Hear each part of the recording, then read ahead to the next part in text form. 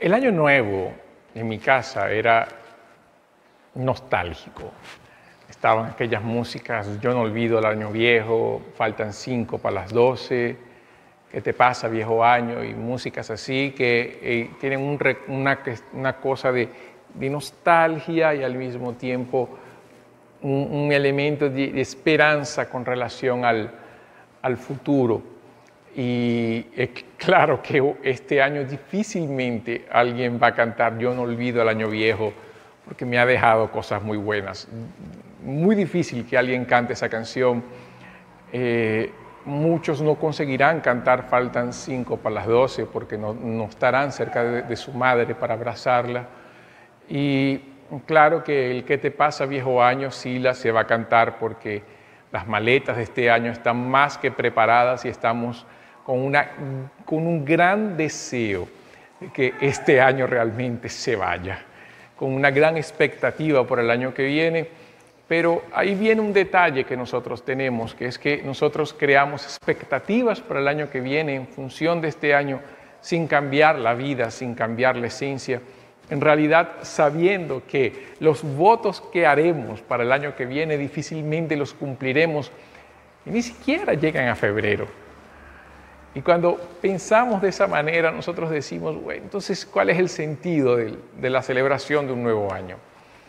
Y en realidad, del 31 de diciembre al 1 de enero, si uno lo ve desde un punto de vista normal, nada cambia, no hay ningún cambio repentino, a no ser pasar, como sucede en Venezuela, que hasta el mes de febrero nosotros seguimos diciéndole a las personas feliz año, cómo recibiste el año, feliz año nuevo y cosas semejantes. Pero quitando eso, no hay un cambio radical en la vida del ser humano. Y cuando nosotros vemos eso y llega el 1 de enero y uno se despierta renovado, comiendo las sobras de la cena del 31 y uno abre la cortina y aquí por lo menos en el hemisferio sur el calor del verano en su máxima expresión, vemos que realmente la vida es la misma, nada cambia, no muda, somos los mismos. Cuando pensamos en el nuevo año, nosotros tenemos que pensar, en realidad, más que un nuevo año, tenemos que pensar en una nueva vida. Tenemos que pensar en una nueva perspectiva, pero al mismo tiempo nuevos valores, nuevos principios, un nuevo comenzar. Siempre que nosotros pensamos en algo nuevo, tenemos que pensar en cambios, en transformaciones, en momentos que nosotros tengamos que ver y decir, realmente necesito cambiar. Y cuando pensamos entonces en nosotros como cristianos, ¿qué podemos hacer para el año que viene? ¿Cuál puede ser nuestro papel? ¿Cuál debe ser nuestro momento? Sabemos que nosotros vivimos un proceso de renovación continua.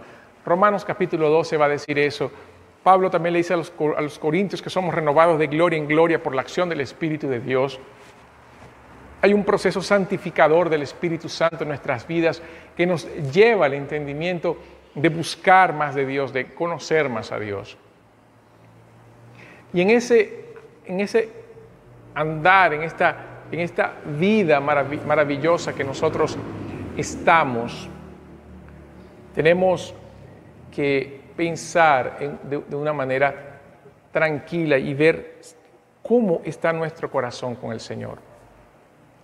Nuestra vida está arraigada en Él, porque en Él todo se hace nuevo. Si alguien está en Cristo, nueva criatura es, las cosas viejas pasaron, todo se hizo nuevo. Y eso no es una cuestión de 31 de diciembre, 1 de enero, es algo continuo que siempre va a pasar. Nosotros tenemos que pensar en el nuevo año, no como un cambio, porque ni siquiera para efectos de pandemia nosotros podemos decir que va a haber un cambio radical. De hecho, algunos científicos dicen que seguiremos usando máscara hasta entrados 2022. Otros dicen que en el 2021 no todos serán vacunados. Y eso me lleva a pensar que en algunos aspectos la realidad que viví en el 2020 seguirá en el 2021, pero hay algo que tiene que cambiar y es mi vida con Dios. Y lo bueno y lo maravilloso de todo esto es que nosotros no estamos solos. Si queremos planificar para el próximo año, yo te quiero dar tres cosas. Primero, el primer asunto que tenemos que cambiar es justamente nuestra perspectiva de Dios y de su reino. Si nosotros no seguimos a Dios de acuerdo con las Escrituras, un buen propósito sería leer la Biblia. Ese sería uno de los más grandes propósitos del año.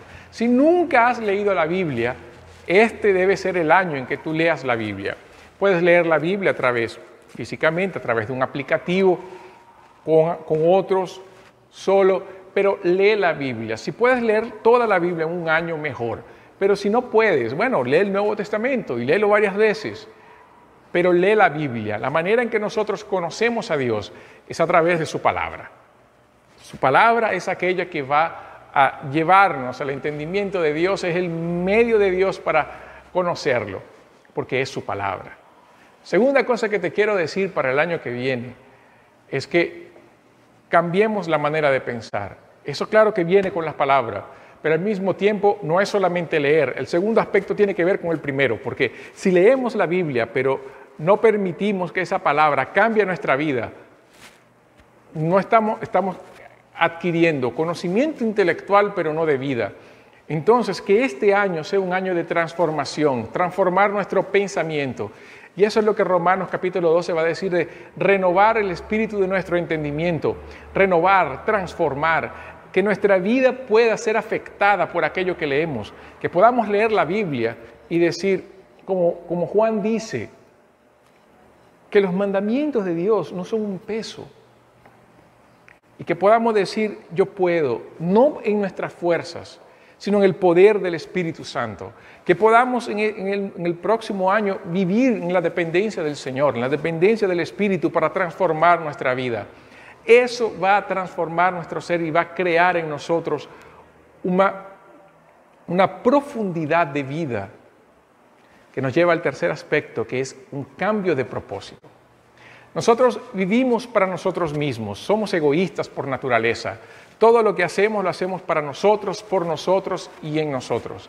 Queremos que el mundo gire alrededor de nosotros y queremos inclusive que Dios haga todo para nuestro favor. Pero cuando leemos la palabra, entendemos la palabra y aplicamos la palabra, entendemos que no vivimos para nosotros mismos, que vivimos para Dios. Que este nuevo año sea el año en el cual nosotros podamos hacer lo que dijo Jesús, negarnos a nosotros mismos, tomar la cruz y seguirlo, andar en el propósito de Dios.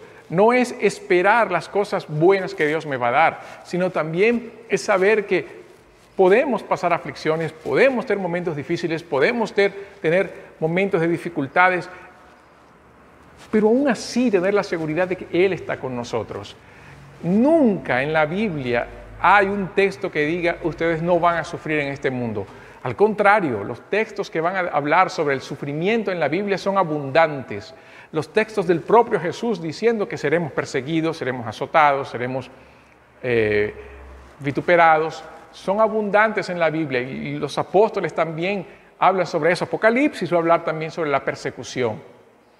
Lo que quiere decir es que para vivir el propósito de Dios tenemos que aceptar la voluntad de Dios, sea como sea para nuestra vida. Y no solamente aceptarla, sino entender que ella es buena y agradable y perfecta, de acuerdo con el propósito que Él ha establecido desde antes de la fundación del mundo. O sea, este debe ser un año en que nosotros debemos rendir nuestra voluntad al Señor y hacer lo que dice el Padre nuestro, que no sea hecha mi voluntad, sino la tuya. Entonces, leer la Biblia, aplicar la Biblia y vivir de acuerdo con el propósito de Dios son los tres mayores propósitos que podemos tener en este año. Lo demás es añadidura. Vamos a querer adorar a Dios, vamos a querer estar donde los hijos de Dios están, vamos a tener el deseo de proclamar el Evangelio, de ser discipulados y discipular a otros, vamos a entender cómo Dios ve el mundo y cómo nosotros podemos encajarnos en ese proceso y vivir para gloria de Dios. Que este nuevo año sea un año en el cual nosotros podamos salir de este estado de siempre hacer lo mismo, de la rutina y de vivir las grandes cosas que Dios ha preparado para aquellos que le aman. Un Teología al Día bien devocional, pero el próximo volvemos con escatología y apocalipsis. Hasta allá, No hay problema, Teología al Día termina por aquí. Síguenos en nuestras plataformas, acompáñenos. Teología al Día les desea un feliz año y que Dios les bendiga. Hasta entonces.